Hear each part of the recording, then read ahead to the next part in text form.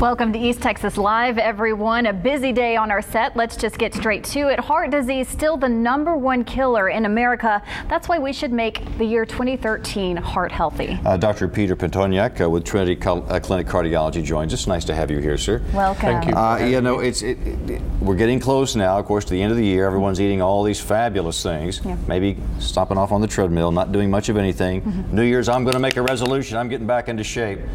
Maybe starting now is a good thing, huh?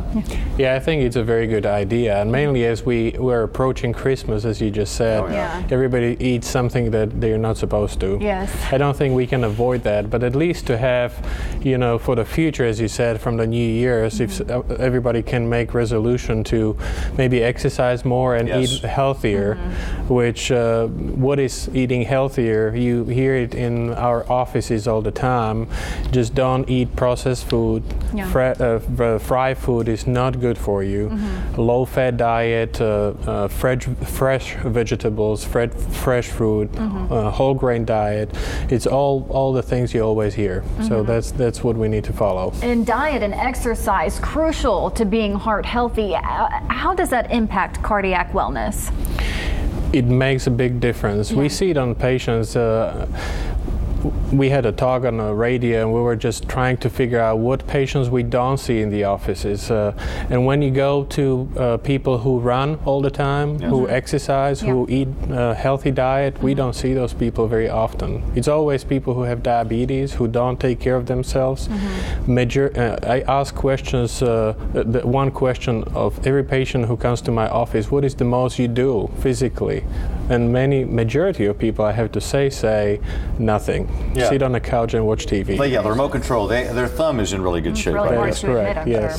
So that is not the way to go, that's for sure. How large a role does your family history of how your heart is and heart disease play in how I'm going to live, how I'm going to be? That's a good question. With the family history, it's a risk factor we can't influence, unfortunately. Yes. But knowing that you have a family history of heart disease, you know you have to be even more careful. You just have to follow all the recommendations we tell you.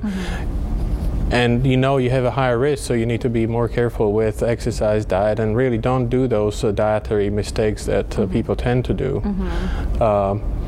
I would just maybe mention that when you come to doctor's office, we calculate how many risk factors you have, and family history is one of them.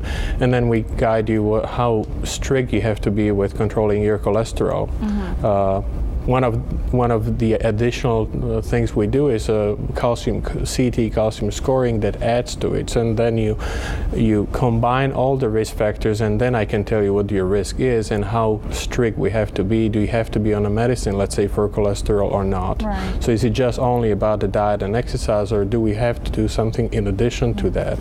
And family history plays a big role in it too.